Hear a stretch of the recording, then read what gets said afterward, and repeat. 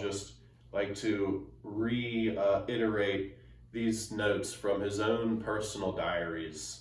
He says, "It is inconceivable, Newton, it is inconceivable that inanimate matter," not me, I'm animate matter, "that inanimate matter should, without the mediation of something non-physical, meaning which is not material, operate upon and affect other matter without mutual contact.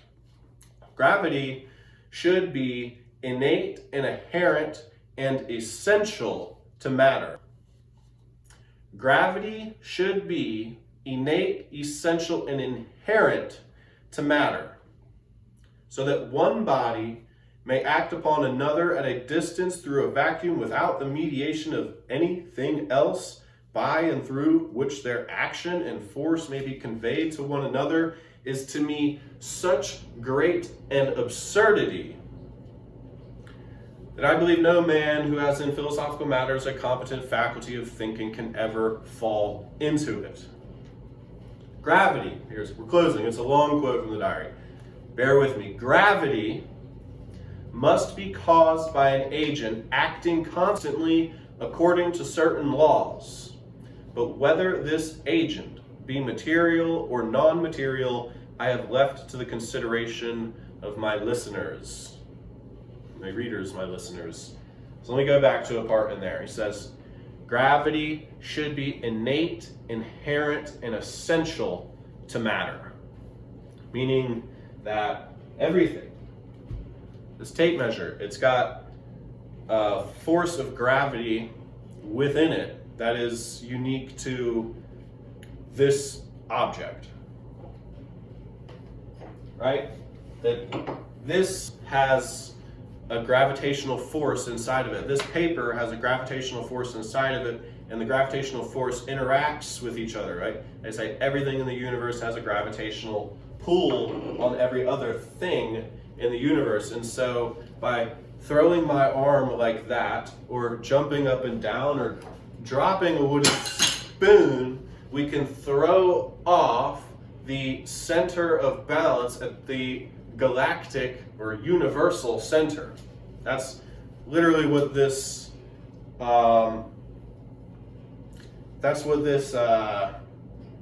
gravity is stating, right? That because of the inherent gravity within these objects, that every time you move something, the whole structure of the thing shifts by a little bit to accommodate for that moving. Now, he spent his whole life on his deathbed, and his whole life up until he was on his deathbed, trying to negotiate around the non-physical component of gravity. And ultimately what he succumbed to was that there is a non-physical, which is another way of saying non-material, there is a non-physical causal mechanism behind gravity. That gravity is not in the object. That gravity is not in the earth, right? Objects, he's saying objects have gravity. But to break all that, to shatter all illusions, I'm here to tell you, I'll continue to tell you for the rest of my life, that objects do not have gravity. Objects are in gravity, okay? We are all in gravity, and gravity has us, okay? We don't have gravity. Gravity has us. And that's the key to this whole thing. That's the key to the whole thing. Gravity has us, okay? Objects do not have gravity. In other words, Newton's life was a failure in the quest of scientific inquiry. He was unable to balance the trifecta, the what, the how, and the why.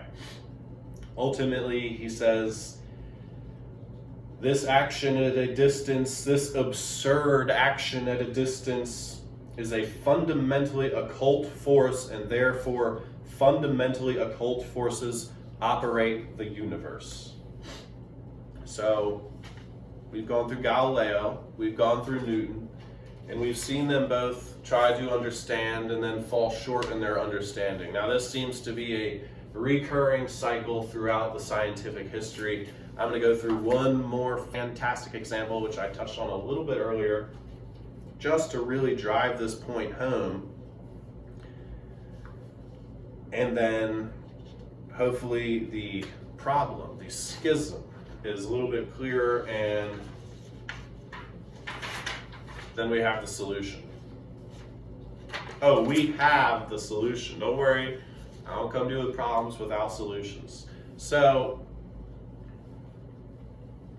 his worldview assured him that the reconciliation of why, what, and how had come shattering into pieces at the end of his life. And because of this event, because of the description of gravity and the shattering of the reconciliation, because of his inability to look at the world and say, I can understand why, given the what and the how, because of his inability to say why, the Royal Society basically effectively representing the entire scientific development, they went ahead and lowered the aims and goals of sciences. You believe that shit? They said, you know what, if Newton couldn't do it, if Newton couldn't take these archaic Dark Age ideas of materialism and understand the totality of understand the totality of the supremacy and the pleroma, then nobody fucking can, right? Sorry for my language. Nobody can, but I hate when other people make decisions for me, because yes, we can. No, that was not an Obama entendre, but yes, we can, okay? Why is matter the way it is can no longer be answered through scientific application, because they're no longer asking it. It is suggested that we can still understand the what and the how of matter. Now, this is one of those things, like, what's in a name? This materialist reductionism reduced the aims and goals of science itself, because they decided theoretically that its scope, capacity, and purpose is fundamentally limited by some predecessors who weren't able to figure it out. They just took the failures of their ancestors and ran with them. It's like says something about the state of the collective awareness that we're in and the time we're in. You have to understand, do people really learn from other people's mistakes? No, we take them, we repeat them until we learn them ourselves. Luckily though, I'm very observant and I don't have to do these experiments or discover gravity or calculus for myself. I read a lot on the path of knowledge. So science no longer searches for why. And as time progressed and scientific inquiry evolved, or perhaps it didn't evolve, perhaps it just stagnated, it evolved in some direction. I'm not trying to talk to Alan about science, but I am trying to evolve our understanding of the aims and purposes of the inquiry of the human condition. So as it didn't evolve, like I said, we kept this paradigm, this reductionist paradigm, that all will be understood through observing the physical world. And science, in a way, did sort of evolve because our tools evolved and we were allowed to observe the physical world in higher detail, much higher detail. And instead of studying just the natural components like Galileo and Newton were through their rudimentary means and their organoleptic devices. We now have electron particle microscopes and deep space telescopes like Hubble and Sophia and etc., that allow us to look closer at the physical makeup of the world. And we have objects, we have atoms, we have subatomic particles, and then further it goes down into a foam. And what is the foam? It is oscillating light energy. So by the time science evolves, we are able to scrutinize things a little bit closer, and instead of just atomic scientists working with the presupposition that the atom is the fundamental component of reality, we have figured out that actually the fundamental component of reality is lesser than an atom. It's what atoms are made up of, supposedly the fundamental component. The fundamental physical component, which is a subset of a larger non-physical component.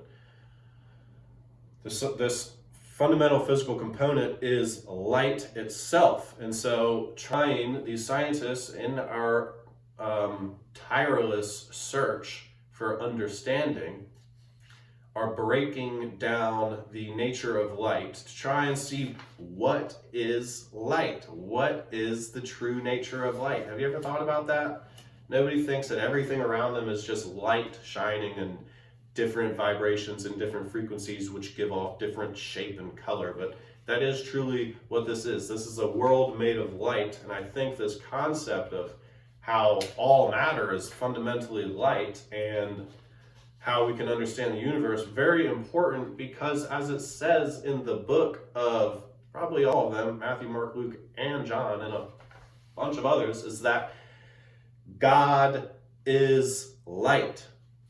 Okay, so we're moving in the right direction if we can admit, okay, God is light. Okay, let's study light. They're studying light, and what do they find out about God? What do they find out about light? Well, it is, they found out that the universe is really mysterious, and we still can't get to a true overarching unified field theory by studying the physical phenomena. And I'll explain, because it's a very famous experiment, and it is probably one of the capstone research projects into the nature of reality and into the nature of light in modern times, which happened in the 1940s, 1945, something like that. The double slit experiments, which I'm sure we've all heard of, and which nobody understands. And that's because, which I'm about to explain, our current understanding says it works in one way, and our current understanding is fundamentally flawed. It actually works in a completely different way. And so that's the reason why these scientists couldn't understand it, because they moved forward through centuries of time with these ancient ideas that are just not applicable in our current culture. And so when they ran the double slit experiments and they were looking at the light, they were shining photons, which whatever that means, whatever that is, and however you get a single photon to emit through a sensor, through a slit. We have these photons, which are packets of light energy, is the best way to understand them, photonic energy, fired them through a slit to see how they would behave as they came out the other side of the slit. Now, this was supposed to shed some awareness into the constitution of light itself. And what they discovered is that light is rather enigmatic. Light, which had been found to be at this point fundamental to reality, light, this is the big thing here, because it's so obvious, but nobody's telling you. I'm here to tell you that light and our understanding of how the universe works up until our inquiry into light has told us that Well, the first law of Newtonian mechanics is that an object, a physical object that is in motion, tends to stay in motion until acted upon by another physical object, another physical force. Well, these double slit experiments emphatically state, through their experimental nature, that light, photonic energy, the fundamental, or as it says in the Bible, God, does not obey the very first law of Newtonian mechanics. Light, matter, the fundamental, does not obey the first law of Newtonian mechanics. There is a change occurring to the photonic, it doesn't obey because there is a change occurring at the subatomic photonic level of reality that alters the physical and chemical energetic makeup of the light photon itself through an interaction with somebody who is simply observing it. Now, this is important because I talk a lot about, spagyricists, alchemists, metaphysicians talk a lot about the schism, the separation, the great schism between the physical and the non-physical, the veil of reality. And the veil of reality is what separates the physical from the non-physical. And so when you have an observer, a sentience, an awareness, something containing witnesship, somebody that can witness things and remark and introspect on it. Very simple concept. You, a human being, but science is like, cut you, the human being, and the free will and the observer and the witness out of it as dead, inanimate matter up until now. So we really got to drive home this point that you and your capacity to observe things and remark on them and absorb data for yourself is actually a non-physical phenomena. Now, before people started saying non-physical, they called it recourse to divine interaction, right? Non-physical is another way of saying recourse to a divine interaction.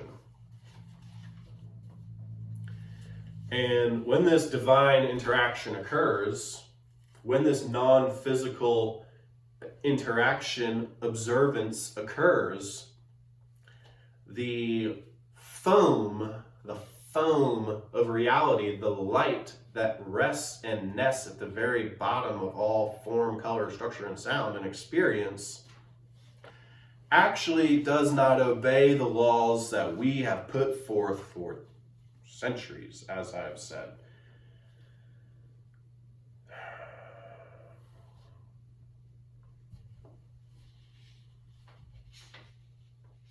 So sort of like gravity, light kind of works like gravity. There is no physical cause of gravity. Objects don't have gravity because gravity is not an object. Objects are in gravity. Gravity has us. So sort of like gravity being a non-physical force, light and observance is also a non-physical force, both of which do not rely on physical contact as the causal driving engine behind their effects. So what happened in these light experiments when the particle is fired through the slit and somebody was looking at it, it did exactly what they assumed it would do given the particle-based understanding. And that is the photonic energy can manifest as in two different forms. It is a fundamentally dualistic, it is the fundamental dualism of the universe. It is the primary yin-yang. If you want to go deeper, yin-yang, yin-yang, as Wheeler said, but really the light exists as a dualistic expression of energy, and it can exist, this dualism exists as a wave and as a particle. And what scientists sort of realize is that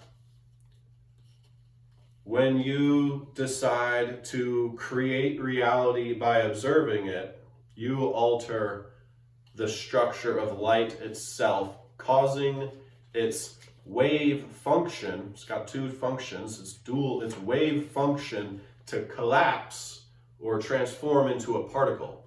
And now this is the break in physics. The break in physics is your capacity to observe, to be sentient.